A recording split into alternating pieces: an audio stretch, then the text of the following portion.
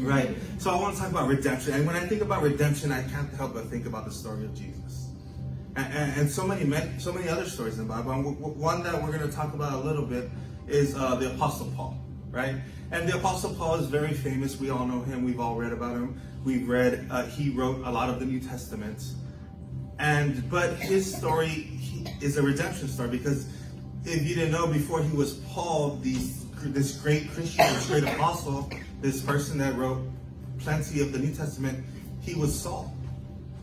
And he was a persecutor of Christians. If you change that to today's culture, he was essentially a terrorist, right? And someone that persecuted and was a terrible person, quite honestly. And he talks about himself, and we'll talk about it a little bit later. But,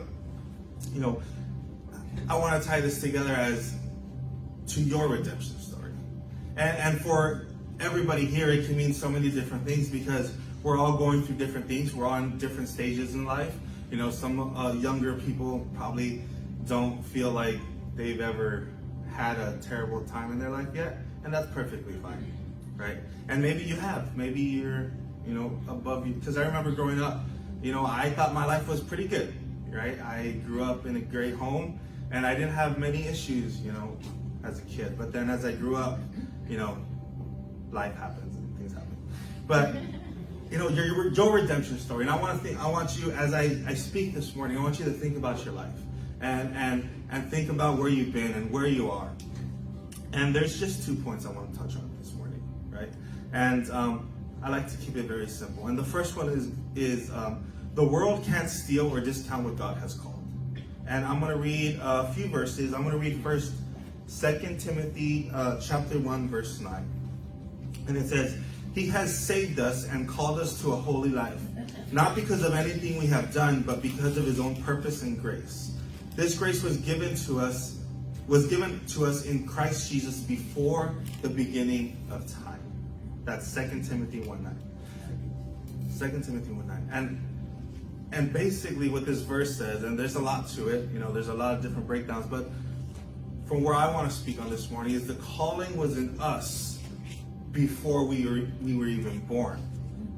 There's a verse that says, "I've called you before you were in your mother's womb," right? And when we think about the word calling, and sometimes we misconstrue it as Christians, because if you've grown up in a Christian household, if you grew up in church, if you've been a Christian your entire life, if you went to church when you were in your mom's belly, right, and you were listening to the word already in there, especially for those Christians, right? I was one of those Christians. I think I started going to church when I was like 6 months old or something like that. And but when we think of calling, we often think of ministry, or like preaching, or singing, or playing an instrument, or being an usher, a deacon, or whatever it may have. And while that is, yes, it's one way of a calling, but when I really thought about this, because I've been thinking a lot lately about what it really means to be a Christian, and I'm not the smartest person. I didn't go to Bible school, so it's okay to disagree. But when I think about the word calling, I think about levels of a calling, and I think about the primary one is the most important one, and that is that Jesus called us to him and only him. And when we realize that, we all have callings. I know growing up, a big thing was find your calling and pursue it and pray about your calling. I always laugh at stuff. And all these different things. And that's perfectly fine, because those are secondary callings. Yes, but we're first called to Jesus Christ and walking in Jesus Christ. And that's what this verse is I see it talking about. That we were called by Jesus. Therefore, the world can't discount us. And it's something that gets lost upon us. Especially in this generation, because this is a different generation than what our parents went through. And even though they want to argue, like our generation is tougher, and yeah, y'all are probably tougher, because, y'all are boomers. But because, they fought wars, right? We haven't had to fight wars, thank God. And hopefully we don't. But there's a different element to it. The struggles that are prevalent in today's culture are a little bit different. And a lot of times, my heart goes out to young people, and my heart is for young people because I see what they're going through and this sense of being overlooked and pushed aside as, yeah, just grow up or just suck it up. And while that may be true to a certain extent, I think we're failing as a Christian group. And this may be a little bit, off of what you believe, but I think we're failing as Christians. That there are so many young people that just want love and just want to be understood and sometimes just heard. Because there's a lot of times when they just want to speak what they think or questions that they have, or they want answers to questions that they have. Because I was a young person at one point too, believe it or not. And as sometimes I'll talk to my wife and I'll ask her questions that I have, and sometimes they're not very Christian-like. But these are questions that need to be addressed in the Christian community, and I firmly believe that. And that's why my heart goes out to young people so much, because there's so much potential in young people, but at the same time, we cannot discount them. And that's kind of where this point is, that sometimes the world doesn't discount, and it's kind of the sad thing. Sometimes Christians, we're discounting ourselves. And that's something that I think needs to be addressed. And I don't know why I went on that tangent right now. I was supposed to talk about that later. But we have to remember that the world can't discount us. We can't discount ourselves. And that's one thing that sometimes we discount ourselves. And it's, I forgot the term. But there's a term in education where it's a self-fulfilling prophecy, sorry. And sometimes we discount ourselves, especially when we're going through something. We think we cannot be redeemed. We think we're so bad. We think we're so far off path that what's the point?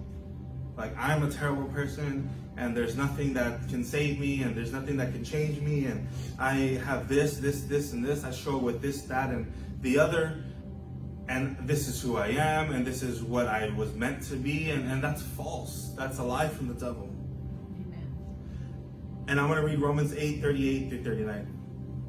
It says, "For I am convinced that neither death nor life, neither angels nor demons, neither the present nor the future, nor any powers, neither height or depth, nor anything else in all creation will be able to separate us from the love of God, and that is in Christ Jesus our Lord."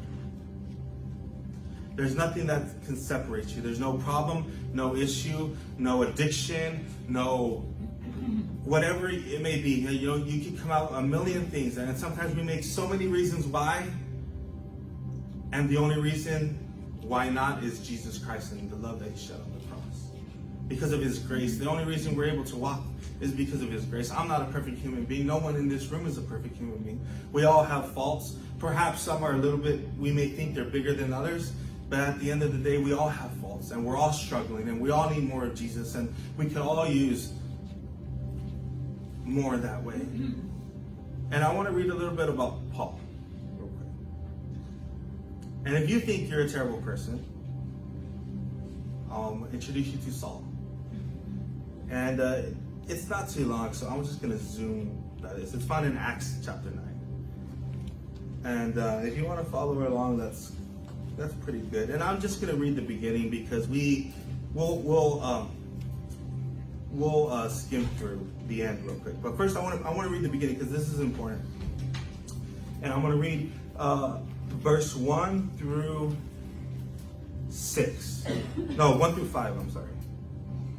It says, "Meanwhile, Saul was still breathing out murderous threats against the Lord's disciples." And let's just stop there. So it just starts off by really interesting 2 words, murderous threats. And that's a really strong word to say, right? Because I don't think I've ever heard that in the newspaper or anything, but murderous threats. Keep going. He went on to the high priest and asked him for the letters to the synagogues in Damascus, so that if he found any there who belonged to the way, whether men or women, he might take them as prisoners to Jerusalem. So he asked for, the letters to the churches, and he wanted to see if he could find more Christians to persecute. As he neared Damascus on his journey, suddenly a light from heaven flashed around him. He fell to the ground and heard a voice say to him, Saul, Saul, why do you persecute me? Verse 5, who are you, Lord? Saul asked. I am Jesus, whom you are persecuting, he replied. Verse 6, now get up and go into the city, and you will be told what you must do. So the beginning part explains who Saul was. And basically he was a terrible person, right? And this person, this terrible person, ends up being one of the greatest apostles in the history of the world. And if you really think about that, I don't think there's anything anybody here can say, well, I do this, therefore I cannot, be redeemed by God. That's false, because if Saul, who persecuted Christians, persecuted the church, can be changed and be radically used by God, why not you that struggles with something that is not as bad as murdering Christians? And sometimes we don't want, and we're weird as humans, because sometimes we want to change, or we want to be different, or we want to be better, but we kind of really don't, right? Sometimes we might say it, but our actions say the opposite. And I've been guilty of that, because and I always use this example, but it rings true, right? I have a gym membership, and I say that I want to get in shape and all this stuff, but I really don't, right? Because I don't make time for it. I don't get out of my bed and drive. It's a long drive, but I could, it's a free membership, but, well, not free, I'm paying for it, right? But I really don't want to get in shape, or at least not right now. And sometimes, it's a funny example, right? But sometimes it works in our Christian lives. I want to change, I want to do this and that, but we really don't, because we're not really taking any steps to do it. And that's something that really tugs at my heart, because I see what's happening in the world. I see the news. I'm on social media way too much. And I see,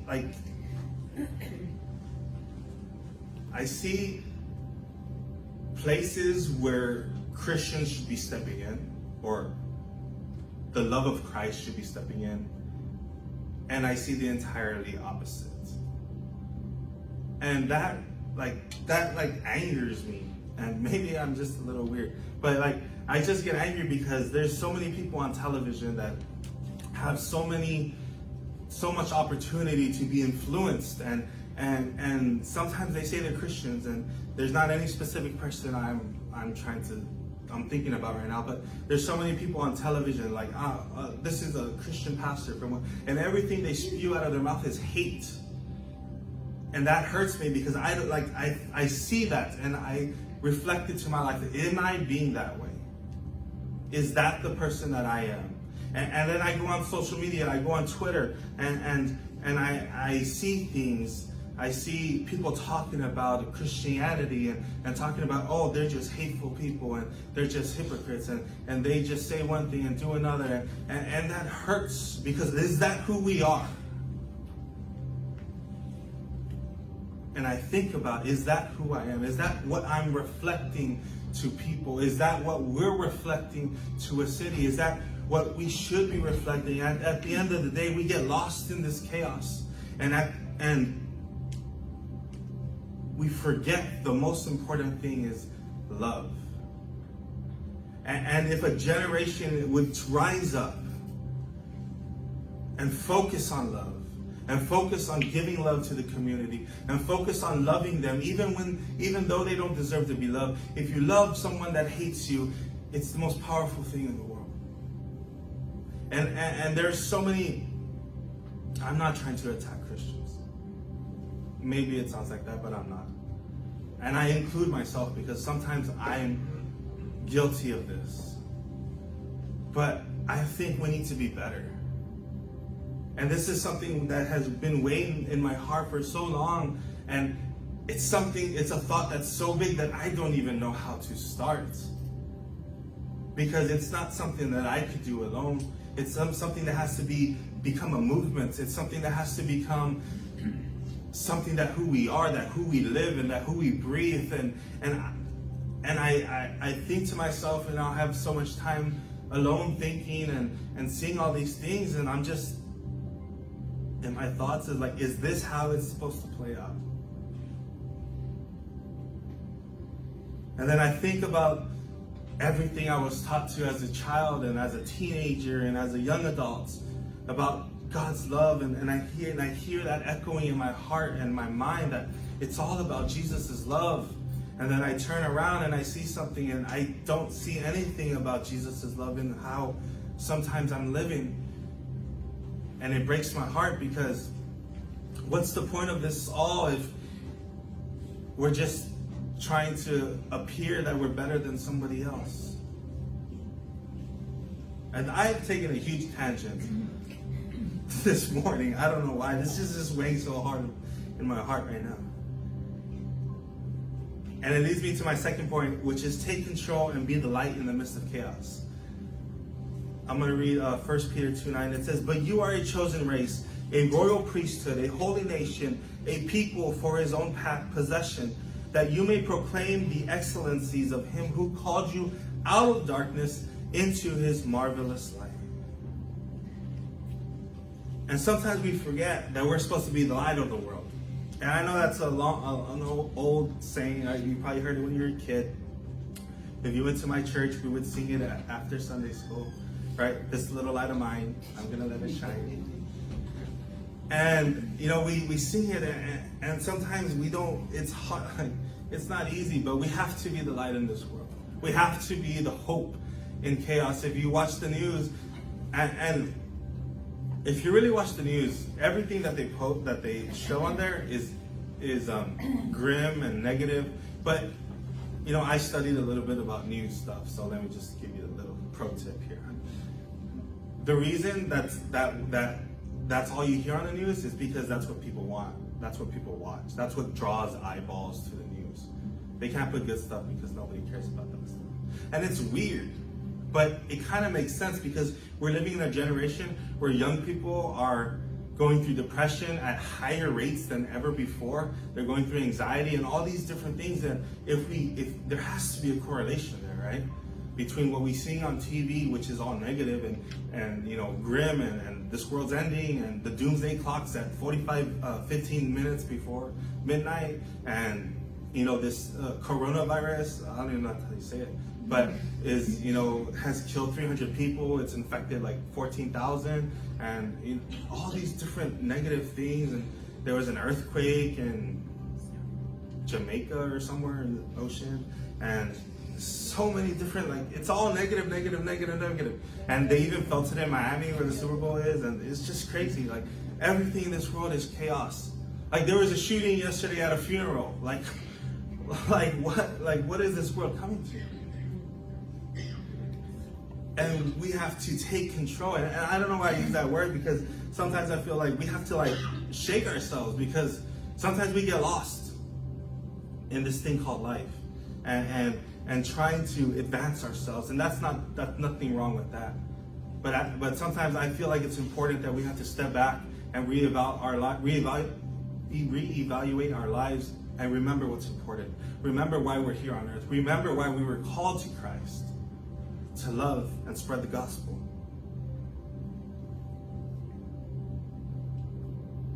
And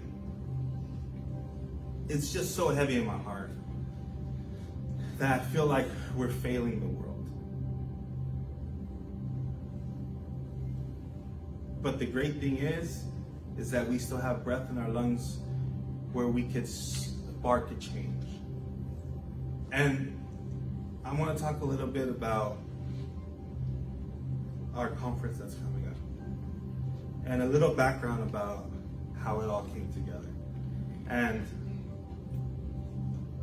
it was a culmination of many people, right? No one person gets credit for this, because it was just a movement from God. But over the summer, Gus and Luis were at my house. Luis was erasing something from his laptop for school. He said, I don't know if he still uses it for school. But, we were just talking about Grace Life. I don't even know if it had a name yet. We hadn't even met. Like, we were having leadership meetings or something. I don't even think we had met yet. And I was just like, I was just sharing with Gus and Luis that I had this, kind of dream or desire where I was like, man, I just wish we could just, it was right after our youth camp had got canceled. So I wanted to do something.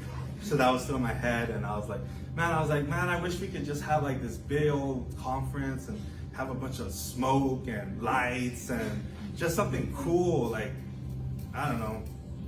And then Gus is like, well, let's do it. And I was like, how are we gonna do it? I was like, we don't even have a church yet. But we're planning conferences without even a church yet. And then I was like, well, I mean, we were like, okay, we'll do it. But then, we just said it, and then we never actually did anything.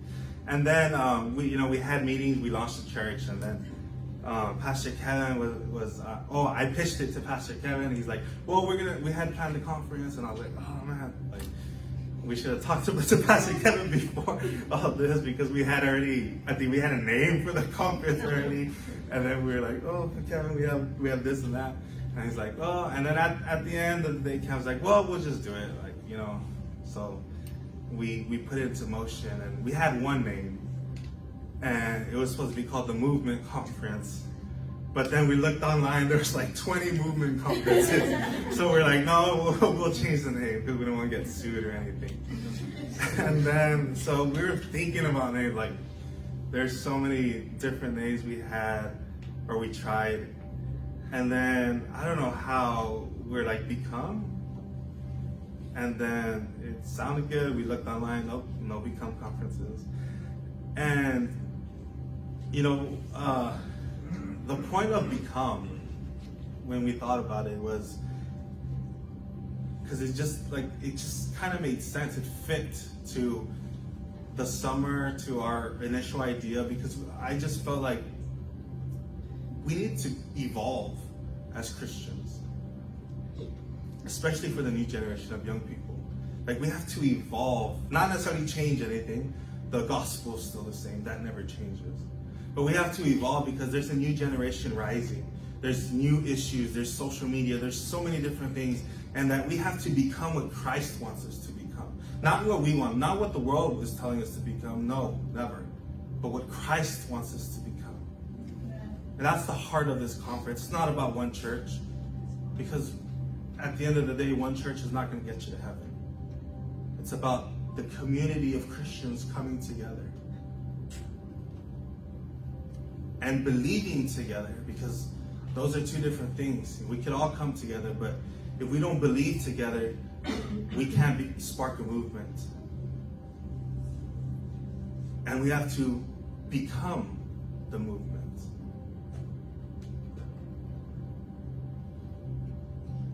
And it's not just youth and young adults. It's not. They can't do it alone. We can't do it alone. It's everyone together as a community of Christ. But remembering that it's going to be His love that changes this world. It's not going to be us putting somebody else down because we think we're better or because we don't struggle with a certain sin. It's going to be the love of Jesus Christ that changes the entire world, that brings revival again, just as it did 2,000 years ago when Jesus Christ first changed the world. They did it through love. They didn't do it through condemning people. They did it through loving people. And we can post that last picture. Forgot to put this. So this is a small picture. I don't know if y'all can see it. The camera can't see it. What am I doing? So basically, it's just a statistic about Christianity. And it's declined, in the past 10 years, it's declined 12%. So right now, this is America. 65% of people in America consider themselves Christians, right? And then the bottom graph is religiously unaffiliated. So basically, they don't consider themselves anything with religion. And that's climbed to 26% in the last 10 years. Well, it climbed from 16 to 26, so 10% in the last 10 years. So if we do the math, in 10 years, the top one should be around 53% of Americans. And that's a crazy figure if you really think about it, because that means half of the United States is not going to believe in Jesus Christ or Christianity. And what has changed? And the worship team can come up, I'm about to close. And what has changed? Why is that happening? And there are many different studies about why this has happened, or many different ideas or theories of why this has happened. But I have one. And maybe I'm right, maybe I'm wrong. I mean, I don't know. We'll ask Jesus when we get to heaven. But I think, because I think along the way we've kind of lost our path as Christians, myself included, that we need to love more. And I always talk about love. I don't know why. Maybe I'm going to be a love preacher or something like that. But I feel like we need to love a little bit more.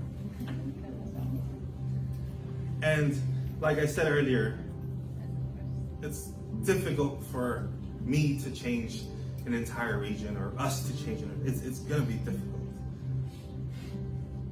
But if Jesus and 12 disciples changed the entire world in 3 years,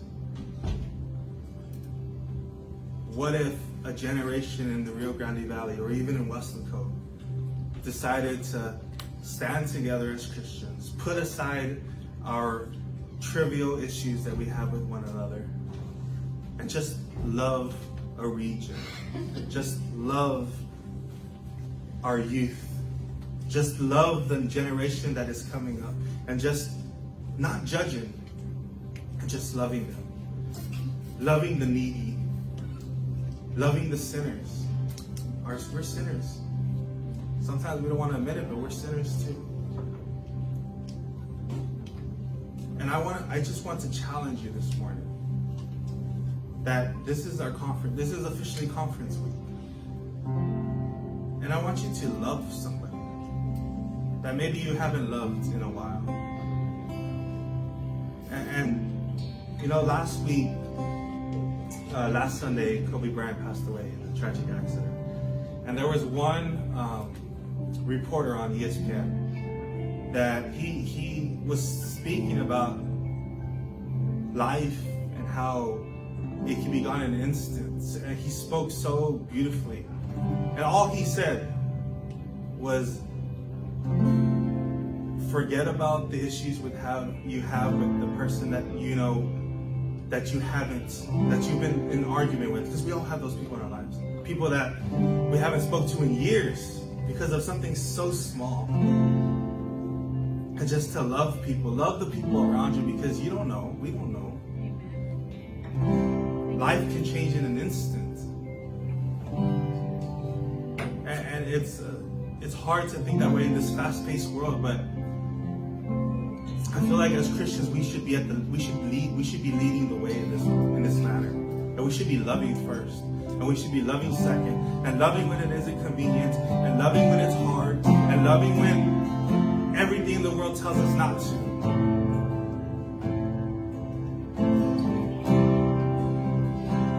There's so many people dying in this world. There's so many young people that are committing suicide because they feel that there's no room for them. And sometimes us as Christians, we're leading them towards that place. It's sad to hear, but it's true. It's honesty. And sometimes in the church, there's no honesty anymore. And it's true when we're condemning what they're doing and we're saying you're not right and this is not how you're supposed to think. But sometimes we need to love before we help, instead of trying to condemn people, because a generation is being lost. And the graph was a perfect example. A generation is being lost. There's a generation growing up that are not even thinking about Jesus Christ because of petty issues. And we can stand to our feet. And I just want to challenge you this morning.